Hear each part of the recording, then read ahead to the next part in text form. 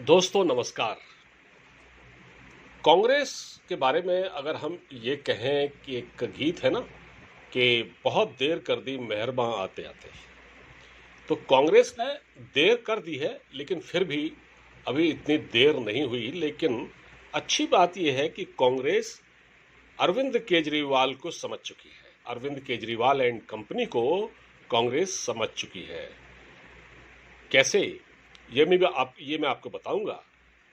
और जैसा कि आप जानते हैं कि एक कहावत भी है कि दूध का जला छाछ को भी फूंक फूंक कर पीता है। तो ये कांग्रेस को, मैंने जैसा आपको बताया कि कांग्रेस अरविंद केजरीवाल को समझ चुकी है। वो इसलिए कि मतलब पहले केजरीवाल ने कांग्रेस को दिल्ली से साफ किया, ठीक, और उसके बाद पंजाब से साफ कर दिया।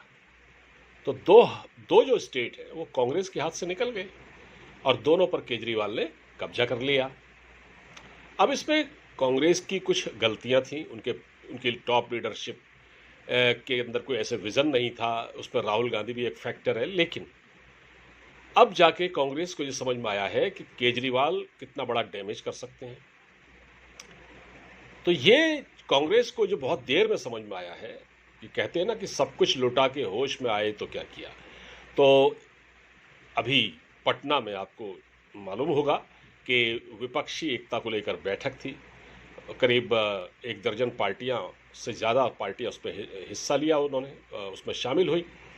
और ये बैठक नीतीश कुमार की अगुवाई में बुलाई गई थी। नीतीश कुमार जो कि इस वक्त एक एंटी बीजेपी, मतलब प्रधानमंत्री मोदी को 2024 में आने से रोकने के लिए एक महागठबंधन तैयार कर रहे हैं। ये अलग बात है कि नीतीश कुमार की अपनी कोई हैसियत नहीं है बिहार में, और उनकी अपनी जो चीफ मिनिस्टरशिप है वो तेजस्वी यादव पर टिकी हुई है। तेजस्वी यादव बड़ी पार्टी है, आरजेडी।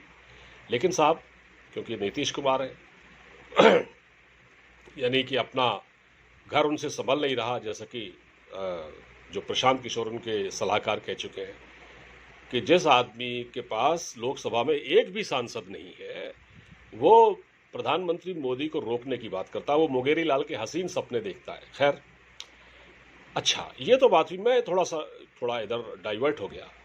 तो जो केजरीवाल है ये इसने बड़ा तमाशा किया। जो पटना में मीटिंग होने वाली थी जिसमें कांग्रेस के लीडर राहुल गांधी शामिल होने वाले थे, तो इसने हल्ला मचाना शुरू कर दिया कि मैं विपक्षी एकता की बैठक में तभी हिस्सा लूंगा या इस गठबंधन में हम तभी शामिल होंगे जब मेरी शर्तें मानी जाएंगी। ये शर्तें लेके बैठ गए। अब वो शर्तें क्या थी मैं बता देता हूँ। शर्तें ये थी, आपको मालूम होगा कि कुछ समय पहले दिल्ली में जो अधिकारियों की ट्रांसफ़र पोस्टिंग का जो मामला था उसको लेके काफ़ी लंबे समय से एक केस चल रहा था। सुप्रीम कोर्ट में याचिका डाली गई थी जिसमें, जो आम आदमी पार्टी नहीं डाली थी, जिसमें ये था कि दिल्ली में जितने भी अधिकारी हैं उनके, जो दिल्ली सरकार के अंतर्गत आते हैं, उनकी ट्रांसफ़र पोस्टिंग का हक सिर्फ दिल्ली सरकार को है। यानी कि अरविंद केजरीवाल की सरकार को, केजरीवाल चाहे तो किसी भी अधिकारी को, अपने मनपसंद अधिकारी को रख सकते हैं और जिसे पसंद नहीं करते उसको हटा सकते हैं। मतलब सारे अधिकार उनको दे दिए गए।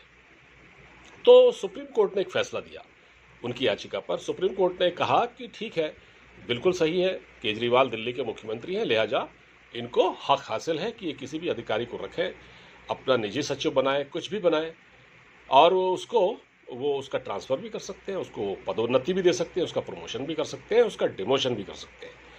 तो ये बड़े खुश हो गए। अब जब ये केजरीवाल के फेवर में आदेश आया सुप्रीम कोर्ट का, तो ये खुशी के मारे उछलने लगे और बोले बहुत अच्छा हुआ, हम अपने कोर्ट का सम्मान करते हैं और देखिए हमारी जीत हुई है। ये जीत से जोड़ दिया उन्होंने।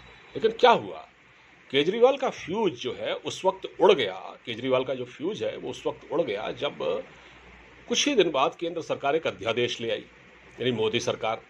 और उस अध्यादेश को मतलब वो अध्यादेश एक ऑर्डिनेंस आया जिसके जरिए सुप्रीम कोर्ट के उस आदेश को पलट दिया गया। सुप्रीम कोर्ट के उस आदेश को पलट दिया गया कि नहीं, ऐसा नहीं है, जो ट्रांसफ़र पोस्टिंग के अधिकार हैं दिल्ली में वो लेफ्टिनेंट गवर्नर के पास ही होंगे जैसे अब तक हुआ करते थे।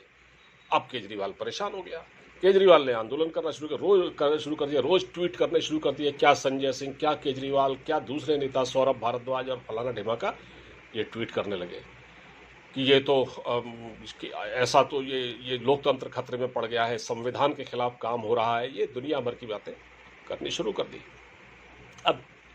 अब क्या था कि इनको ये इसके लिए माहौल बना रहे थे, लगा कभी ये ममता बनर्जी से मिल रहे थे जाके, कभी उद्धव ठाकरे से मिल रहे थे, कभी कई नेताओं से उन्होंने बातचीत की। अब जब पटना में मीटिंग होने को आई जिसमें कई पार्टियों के लीडर शामिल थे, उसमें इन्होंने कहा हम जाएंगे साहब, लेकिन हमारी ये शर्त माननी पड़ेगी, इस पर बहस होनी चाहिए।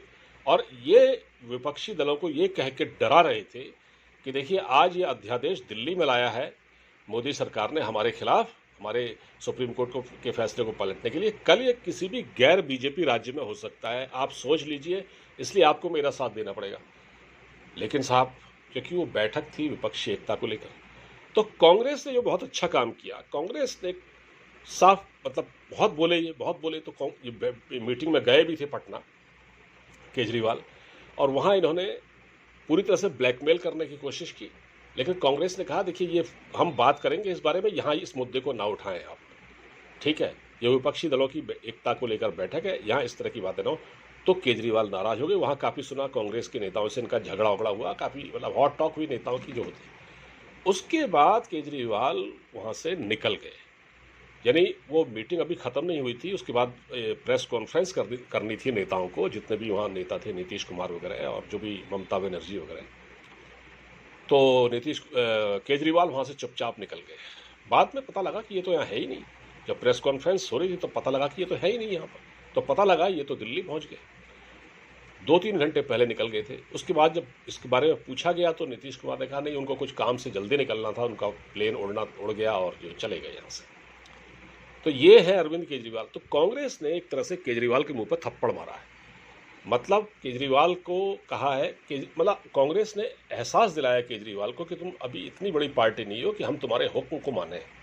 कांग्रेस देश की बड़ी पार्टी है, हालांकि आज जो उसके दिन है वो बहुत अच्छे नहीं हैं, लेकिन कर्नाटक में जिस तरह से कांग्रेस को जीत मिली है, कर्नाटक में जो एक बहुत बड़ी जीत, landslide victory against BJP Congress को मिली है, वहाँ उसकी सरकार बनी है, उससे कांग्रेस के हौसले काफ़ी बुलंद है। उसको ये लगता है कि हम अपनी अगर इस स्पिरिट को बरकरार रखते हैं तो आने वाले दिनों में हम ऐसे 36 केजरीवाल जो हैं उनसे हम निपट सकते हैं। तो केजरीवाल को कुछ हाथ नहीं लगा, न खुदा मिला न विशाल सनम, ये अपना सा मुंह लेकर दिल्ली लौट आए। और कांग्रेस ने पहली बार, मैं फिर कह रहा हूँ, कांग्रेस ने पहली बार बहुत अच्छा काम किया। कांग्रेस केजरीवाल की धूर्त मंडली को समझ चुकी है कि ये लोग किस तरह की पॉलिटिक्स करते हैं। और सबसे बड़ी बात देखिए, अब ये कांग्रेस को पता है कि यूपी में जब चुनाव होगा, यूपी बहुत बड़ी 80 सीटें हैं लोकसभा की, 2024 में जब चुनाव होगा तो ये वहाँ भी घुसने की कोशिश कर रहे हैं केजरीवाल। अच्छा, ये वही फ्री बिजली का मुद्दा वहाँ दे रहे हैं कि फ्री बिजली देंगे, हम ये करेंगे वो करेंगे, और यही इनके पास एक हथियार है। उधर अखिलेश यादव और कांग्रेस के बीच थोड़ा बातचीत चल रही है कि कहीं इनका अलायंस हो गया तो फिर अच्छा, कांग्रेस चाहती है कि केजरीवाल दूर रहे हमसे, तो कांग्रेस नहीं चाहती कि यूपी में ये एंटर करे, इससे कांग्रेस को नुकसान होगा। तो कांग्रेस अब केजरीवाल से पर्याप्त दूरी बनाकर रखना चाहती है। वो केजरीवाल का खेल समझ चुकी है।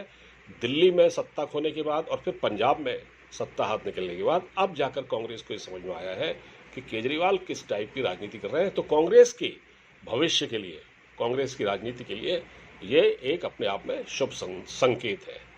ये इस बारे में आपको मैंने थोड़ा सा डिटेल दी है। अगर आपको ये मेरा वीडियो अच्छा लगे तो इसको खूब शेयर कीजिएगा, हमारे चैनल को सब्सक्राइब करना मत भूलिएगा। नमस्कार।